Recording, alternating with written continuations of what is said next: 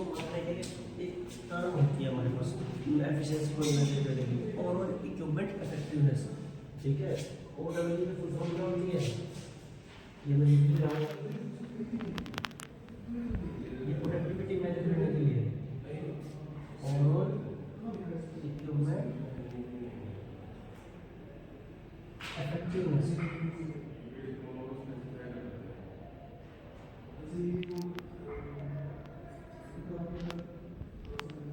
ठीक है।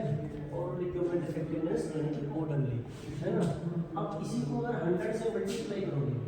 OEE की वैल्यू क्या हो जाएगी, ओवरऑल इक्विपमेंट इफेक्टिवनेस था,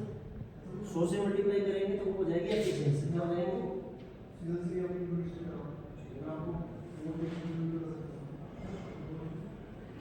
ठीक है। तो ये हमेशा परसेंटेज में होगी, इसमें होगी परसेंटेज, लेकिन वो डेसिमल में होगी, वो हमेशा 0 से 1 के बीच में होगी। अब ये OEE होता क्या है, ये होता है, यहाँ मैं यहाँ ये ऊपर बड़ा मिटा सकता हूँ,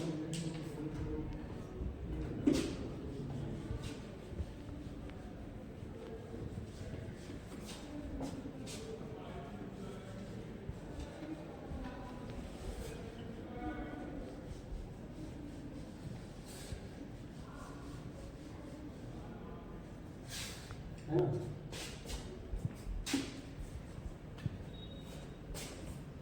तो इसको मेजर करना है, OEE का क्या फॉर्मूला होता है, क्योंकि ये हर बुक्स में अलग अलग दिया है, लेकिन जो हर जगह वैलिड होगा मैं वो वाला लिख रहा हूँ, है ना। ये ओवरऑल इक्विपमेंट इफेक्टिवनेस पहली फुल फॉर्म लिखी मैंने, अगर इसको 100 से मल्टीप्लाई करोगे, है ना, तो ये ओवरऑल इक्विपमेंट इफेक्टिवनेस की मुझे क्या आ जाएगा, एफिशिएंसी आ जाएगा, समझ रहे हो। और ये परसेंटेज में होता है, तो ये जो OEE की वैल्यू होती है 0 से 1 के बीच में होगी, लेकिन परसेंटेज की वैल्यू होगी 1 से लेकर 100 की परसेंटेज, ठीक है। अब OEE का फॉर्मूला क्या होता है, प्रोडक्शन रेट, देखो हर बुक में अलग अलग दिया है, लेकिन मैं जो स्टैंडर्ड सब जगह वैल्यू होगा वो वाला लिखूंगा, production rate into quality rate into में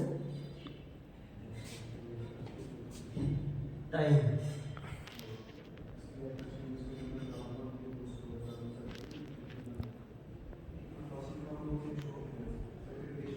ठीक है। प्रोडक्शन रेट का मतलब क्या है, मान लीजिए आपके करेक्ट पार्ट, सही पार्ट कितने बड़े हैं, इसमें पहले एक है प्रोडक्शन रेट, एक है क्वालिटी रेट, एक है टाइम कंज्यूम जो है ना। अब ये कैसे time consumed rate, time consumption rate भी बोल सकते हैं उसको,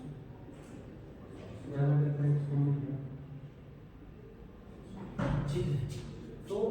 प्रोडक्शन रेट का मतलब है टोटल कितने प्रोडक्ट बने आपके, टोटल प्रोडक्ट्स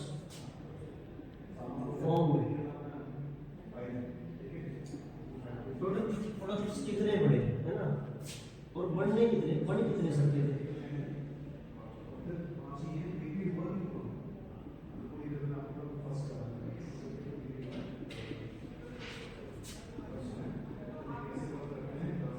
ठीक है। ऐसे ही क्वालिटी रेट है, क्वालिटी रेट का मतलब है करेक्ट पार्ट कितने बने, जो एक डायमेंशन के अनुसार बनने चाहिए, करेक्ट पार्ट्स फॉर्म, और टोटल पार्ट्स फॉर्म का मतलब हो जाएगा,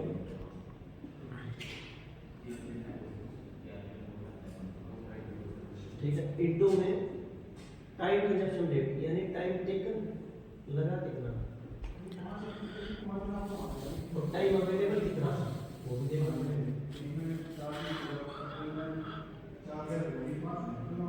ठीक है। तो टोटल प्रोडक्ट्स रेट, इसका मतलब क्या है, ये प्रोडक्शन रेट है, total products form divided by total possible production, quality rate है total parts form divided by total parts produced, ऐसे ही तो टाइम कंजप्शन रेट है टाइम टेकन और टाइम अवेलेबल कितनी थी, तो टोटल प्रोडक्ट्स कितने बने, है ना। मान लीजिए आपके पास बन सकते थे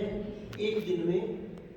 1000 पीस बन सकते थे, यानी 1000 स्टेपलर आपके बन सकते थे, ठीक है, लेकिन बड़े कितने 800 800, तो कितने बड़े डिवाइडेड बाय कितने बढ़ सकते हैं, उसको डिवाइड करेंगे, भाग करेंगे, 800 divided by 1000 multiply correct parts form divided by total parts form. मान लीजिए आपके पार्ट बड़े कितने, ये तो कितने बड़े थे यहाँ, देखो ये तो बढ़ सकते थे, ये बड़े, तो बड़े पार्ट्स हो ना, तो टोटल पार्ट्स फॉर्म कितने हो गए 800। अब इनमें से सही कितने बड़े हैं, जो एक कंपनी ने डाटा दिया आपको कि भाई हमें इसी साइज का बनाना है, वो कितने बड़े। और कुछ कई बार कुछ होता है कि कुछ में थोड़ी खराबी आ जाती है, तो उनको दोबारा से वो मशीनिंग करके दोबारा ठीक करते हैं,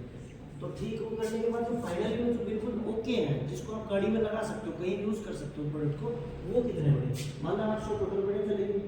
सही वाले पार्ट कितने बड़े 600, तो सही पार्ट कितने बड़े, टोटल पार्ट कितने बड़े थे। आगे ये पर डे का निकाल रहे हो तो पर डे का निकलेगा, 1 मंथ का निकालो तो 1 मंथ का भी निकाल सकते हो, है ना, और 1 ईयर का करना तो 1 ईयर, जिस जितने टाइम, ठीक है, ये मैंने 1 डे के हिसाब से निकाला, ठीक। अब इसके बाद टाइम अवेलेबिलिटी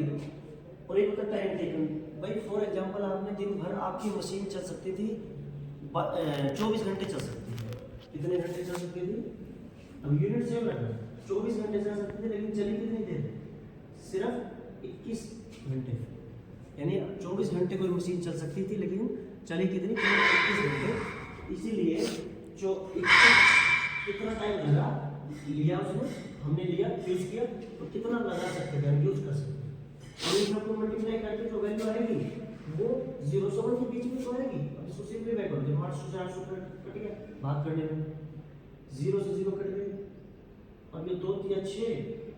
2 5 10, तो 3/5 आ गया। अब देखो 3 से ये भी कट जाएगा, ये रखे 24, ठीक है, तो यहाँ पे क्या बचा, देखो नीचे ऊपर बचा 21 और नीचे बटा 5 × 8 यानी 8 × 40, तो 21/40, तो 21/40। अब ये वैल्यू दूर से दिख रही है, ये लगभग 50 से थोड़ी ज़्यादा है, समझ रहे हो, तो वो आप लोगों के 0 पॉइंट में 1 से कम है ना, तो